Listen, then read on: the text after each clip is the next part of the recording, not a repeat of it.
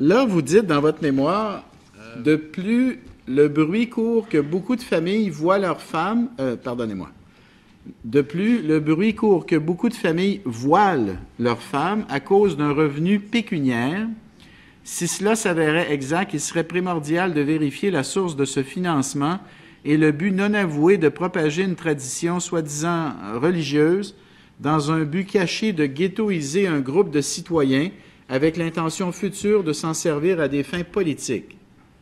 Ça, c'est lourd de sens.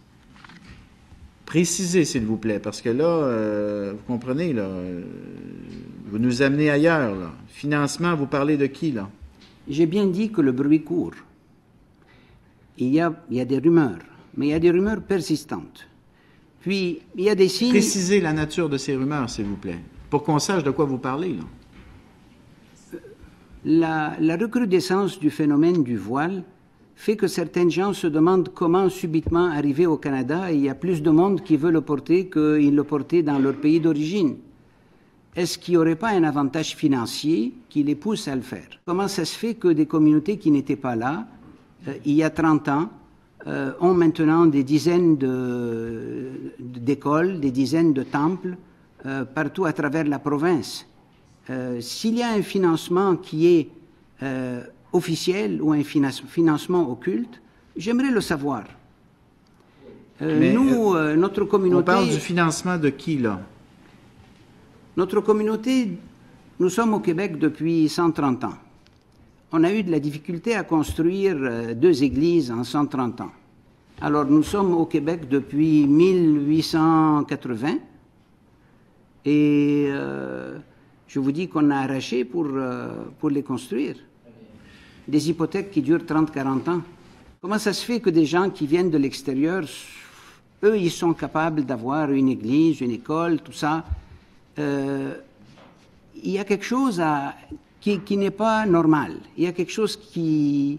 On doit se poser une question. Ce n'est pas à nous de faire l'investigation, c'est au gouvernement à faire l'étude. S'il y a un financement occulte qui vient de l'Arabie saoudite ou qui vient de l'Iran ou qui vient d'autres pays ou d'autres sources ou d'autres organismes de l'extérieur, s'il est occulte, eh bien, on se pose des questions. Mais s'il est officiel et légitime, c'est sûr qu'on va l'accepter. Je pense que ce que le docteur Ayaz veut dire, il me semble, c'est important de voir au niveau politique, là, le fait de payer à des gens pour un prosélytisme ici. Vous avez l'air à y croire pas mal, à cette hypothèse-là. Ben, c'est-à-dire, il y a des évidences. On donnerait il y a des une sous. évidence. Comment vous dites? Il y a une évidence et des évidences. Mais il est certain que quand je suis arrivé ici, il y a 49 ans, il y avait juste, par exemple, une petite mosquée à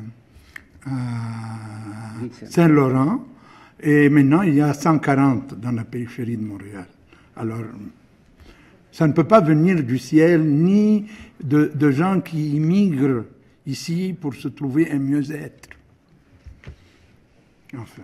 Nous, on a parlé de rumeurs, mais c'est au gouvernement, lui, de faire son travail.